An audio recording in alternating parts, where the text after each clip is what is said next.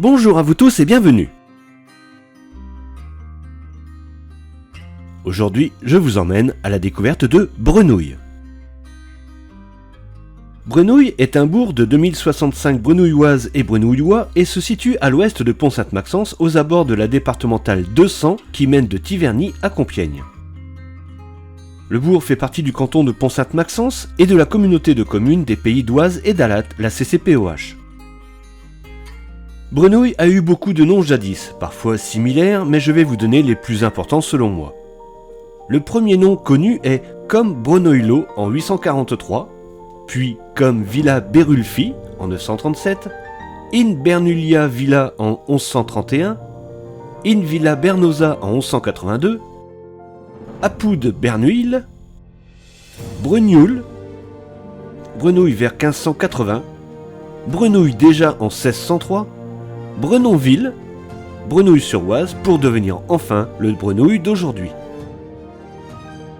Et s'il s'est appelé autrefois Brenouille-sur-Oise, c'est comme Rieux-sur-Oise simplement parce que le territoire de la commune est situé sur la rive droite de l'Oise qui sert de délimitation du territoire au sud alors que la montagne de Roc, elle, sert de délimitation au nord. Le rue de Popincourt, qui prend naissance dans une plaine de la commune voisine des Ageux, vient se jeter dans l'Oise à Brenouille. On peut considérer qu'il y a deux Brenouilles, le Brenouille bas avec ses anciennes maisons et ses fermes et le Brenouille haut avec ses pavillons et ses bâtiments beaucoup plus récents qui ont englobé l'église qui était autrefois seule au nord du village. Mais il est possible qu'il y ait fort longtemps, le village ait été autour de l'église du fait d'un niveau de l'Oise plus haut et de ses crues. Mais une fois la rivière domestiquée, les maisons sont redescendues et depuis les années 80, l'église n'est plus isolée. Monceau et les Ageux étaient autrefois des hameaux de Brenouille. Brenouille avait sous le nom de mairie royale une juridiction spéciale qui relevait du bailliage de Senlis. L'autorité du maire s'étendait sur les villages de Angicourt, Saint-Queux, La Bruyère, les Ageux, Rieux et une bonne partie des villages voisins. Le siège de la juridiction, qui se tenait en premier lieu à Rieux, fut transféré à Brenouille en 1539. Les officiers étaient le maire, le procureur du roi, un greffier, 5 sergents-priseurs, un clerc de greffe et 4 procureurs. Ils étaient nommés par le seigneur du lieu. La seigneurie et la mairie de Brenouille furent délaissées avec le comté de Senlis et d'autres domaines par Henri III au profit de la reine Marguerite de Navarre, sa sœur. La reine vendit le 5 juin 1613 à Louis de Fécamp, sous condition de rachat perpétuel, le domaine de Pont-Sainte-Maxence et ses dépendances, dans lesquelles elle comprit la mairie de Brenouille et les droits de pêche dans l'Oise. Le 13 septembre 1613, elle céda définitivement la mairie et le droit de pêche pour 3600 livres, environ 123 000 €. Louis de Fécamp vendit les deux au profit de Philippe le Bel, seigneur de la Boissière, à ne pas confondre avec le roi Philippe le Bel. Ils restèrent dans cette famille jusqu'en 1714 où ils furent cédés à la comtesse de Verderonne, dont le fils les vendit lui-même le 16 décembre 1739 au comte d'Andelot. Brenouille avait un château à l'est de l'église avec une chapelle sous le vocable de Saint-Étienne qui ont tous deux disparu de nos jours. L'abbaye de Chaly avait au XIIIe siècle des propriétés territoriales dans la commune et dans la forêt d'Alatte, on trouve le chemin de Brenouille qui menait à Chaly. Un bac à perche servait autrefois au passage de l'Oise. Cette maison était probablement celle du gardien du bac qui devait se trouver à peu près ici. Ce bac fut supprimé en 1740. Allons découvrir l'église de Brenouille. C'est l'une des très rares églises dédiées au premier évêque de Senlis. La troisième que je découvre après celle de Vérines, hameau de Néry et Ruilly. L'église Saint-Riol de Brenouille est inscrite au monument historique depuis 1927. Les parties les plus anciennes remontent au XIIe siècle. Ce sont la croisée du transept et le croisillon sud. La nef a elle été reconstruite dans un style classique au cours des années 1780. Orienté à peu près régulièrement, l'édifice, assez complexe, se compose d'une nef de 3 travées avec bas-côtés et d'un chœur-halle de 2 travées avec un chevet plat et une sacristie à l'angle nord-est. Cette composition est assez étrange et jamais vue pour moi. Mais c'est indéniablement ce qui fait son charme. À l'extérieur, la façade occidentale est dominée par un portail surdimensionné de style classique mais froid. Il est formé d'un grand rectangle surmonté d'une fenêtre en demi-lune et d'un fronton sans sculpture ni ornement. Le croisillon sud, avec sa petite fenêtre plein cintre et son petit oculus de style roman, atteste son ancienneté. La chapelle nord, au contraire, est déjà plus récente car de style gothique primitif, et le chevet, avec ses fenêtres à remplage, lui est encore plus récent. Cela indique plusieurs phases de construction ou de reconstruction. Le clocher, entièrement en pierre de taille, est petit et trapu avec l'étage unique de beffroi et ses 3 baies jumelées par face et sa flèche octogonale en ardoise.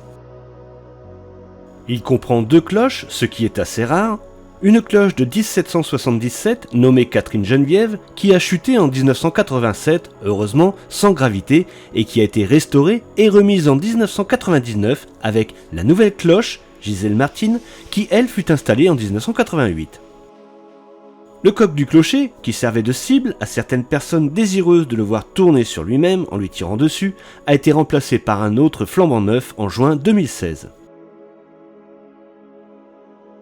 L'intérieur est assez surprenant, car sa nef de style classique est complètement à l'opposé du chœur gothique.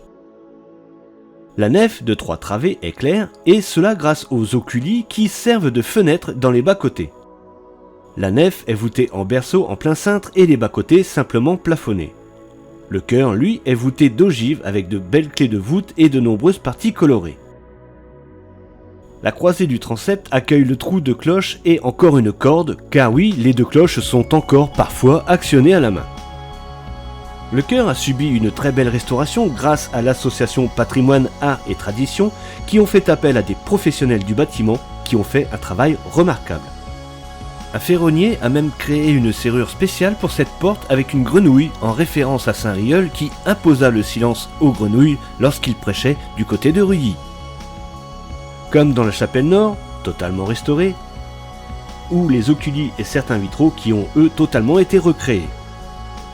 De même, ce cul de lampe et la voûte du chevet plat ont été entièrement nettoyés et en font des pièces particulières de cette église. Le maître-autel est en pierre, mais c'est son tabernacle qui retient l'attention. Réalisé tout en bois, il arbore 2 peintures de chaque côté, dont une malheureusement assez dégradée. Il y a de nombreuses dalles funéraires qui sont en bon état et surtout encore lisibles, ce qui est là aussi assez rare. Il y a une chaire à prêcher sur un pilier sud de la nef et les étonnants fonds baptismaux à double cuve qui est la première de ce genre que je vois. Cette église Saint-Riol est bien différente des églises habituelles, mais est tout de même très intéressante et vaut vraiment le coup d'œil. Retournons dans les rues du village. Le monument aux morts se trouve dans la rue de la Libération, presque face au bar tabac du village. Il y a une stèle dédiée à la mémoire de Robert Guerlain à l'endroit où il fut fusillé le 24 août 1944 dans la rue Le Parc. Il y a un calvaire dans le cimetière qui était autrefois en bas de la rue de l'église. Brenouille comptait autrefois un relais de poste ici. Il y avait 2 lavoirs sur la commune, dont un qui a disparu, mais il en reste un en bordure de la voie ferrée dans une propriété privée qui est très intéressant à voir. Pour l'école, Brenouille compte environ 600 élèves et dispose de la maternelle Denis Forestier, de l'école élémentaire Berthe Fouchère et du collège René Cassin, ainsi que cantine, périscolaire et centre de loisirs. Près du lycée se trouve le gymnase Roger Coudert. Pour se détendre, les habitants disposent aussi de 3 parcs. Le parc Chopin pour des promenades, le parc Saint-Riol près de l'église avec des jeux pour jeunes enfants, une aire de remise en forme, un mât à escalade, une tyrolienne et aussi un très grand boulodrome. Et le parc de la Butte Ouest avec un city-stade, un skatepark et un petit arboretum très sympathique avec quelques petits panneaux explicatifs. Brenouille compte aussi une vingtaine d'associations sportives et culturelles et surtout l'association PAT, Patrimoine, Art et Tradition, qui œuvre pour la mise en valeur et la restauration du patrimoine, la découverte et les recherches historiques autour de Brenouille et l'organisation de spectacles, d'expositions, de marchés artisanaux et les journées du patrimoine. Si vous voulez en apprendre plus, je vous conseille le site de l'association qui est riche en photos et en histoire. L'espace Daniel Balavoine comprend une salle polyvalente, le dojo, une salle de danse et la bibliothèque municipale. Pour les commerces, le bourg compte une boulangerie, un bar-tabac, un salon de coiffure. Pour la santé, on trouve une pharmacie, un cabinet d'infirmières et de médecins. Et pour la sécurité, une brigade de gendarmerie est implantée dans le bourg. À l'est de Brenouille et à la limite de Pont-Sainte-Maxence est implantée la zone industrielle de Pont-Brenouille qui regroupe une vingtaine d'entreprises et aussi la déchetterie. Pour finir, il est étonnant qu'il n'y ait jamais eu de gare à Brenouille avec la ligne SNCF qui longe le village et les abords de l'Oise, mais y était tout de même implanté un passage à niveau avec une maison de garde-barrière qui maintenant a disparu. Voilà, c'est ainsi que se termine la découverte de Brenouille, bourg bien sympathique, aux deux visages avec ses rues et ses maisons anciennes et ses pavillons et immeubles récents, mais qui forment une commune attractive, riche en espaces verts et infrastructures destinées au bien-être des habitants. Ce bourg a été pour moi une belle découverte et j'espère que pour vous aussi. Je remercie infiniment Monsieur Espargelière, président de l'association PAT, pour son accueil et son aide, ainsi que Aurore et toutes les autres personnes qui m'ont aidé dans la préparation de cette vidéo.